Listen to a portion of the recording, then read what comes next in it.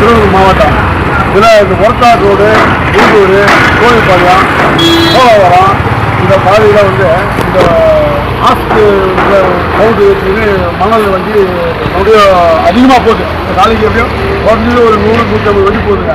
அந்த வண்டியிலிருந்து போகும்போது தாரப்பா போடாமல் எதுவுமே போடாமல் அது போகிறதுனால அது சிந்துற பவுடு சாம்பில் அது வேறு வண்டி போகும்போது என்ன ஆகுதுன்னா ஊசியாக மாறி நடுவில் பைக்கு போக முடியல, நடந்து போக முடியல, சைக்கிளில் போக முடியல. அது சைக்கிள் அந்த பவுட்ரு தண்ணியில் போக முடியல. எல்லாம் பொதுமக்கள் அனைவருமே நாங்கள் இது பண்ணிக்கிறோம். நீங்களும் கூட எங்களுக்கு உதவி பண்ணி எங்களுக்கு ஒத்துழைப்பு கொடுத்தா ரொம்ப ஆதரவாக இருக்குங்க.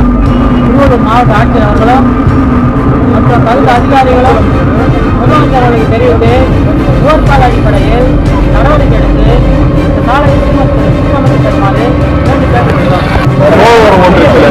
ரொம்ப அருமத்தில் இருக்கு உள்ள வரும் கார் ரோடு வழியா கனரக வாகனங்கள சட்டத்துக்கு புறம்பாக சாம்பல் மண் கொண்டு வந்து அதனால அதுல அந்த சாம்பல் மண்ணு பொதுமக்கள் பெரிய விபத்துகள் மட்டும் இல்ல அதனுடைய பொல்யூஷன் ப்ராப்ளம் இருக்கு.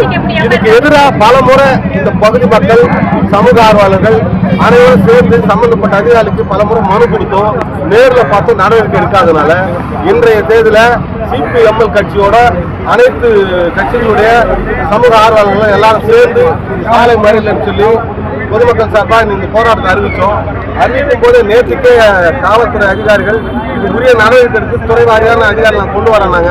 நாங்கள் இங்கே வரும்போது மறியல் பண்ணாமல் பேரைகார்டு போட்டு தடுப்பு அது சம்பந்தப்பட்ட அதிகாரிகள் இப்போ எங்ககிட்ட என்ன சொல்லியிருக்காங்கன்னா 10 நாள் டைம், 10 நாளுக்குள்ள நாங்கள் பேட்ச் ஒர்க் ரோடு போடுறோம், அந்த தடுப்பு வேலி போடுறோம், கனரக வாகனங்கள் இந்த சாம்பல் வண்டிக்கு இந்த பக்கம் வராது, இங்கோடு இருந்து வராது அப்படின்ற மாதிரி வாக்குறுதி கொடுத்துருக்காங்க.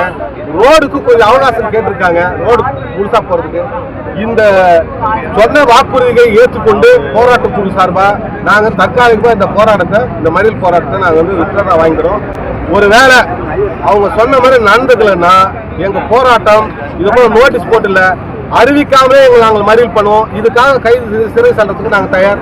மக்கள் நலனுக்காக அரசாங்கமே தவிர அரசாங்கத்துக்காக மக்கள் இல்லை. புதிய அரசாங்கம் வர்றது காலம் தாழ்த்திட்டு இருக்க முடியாது.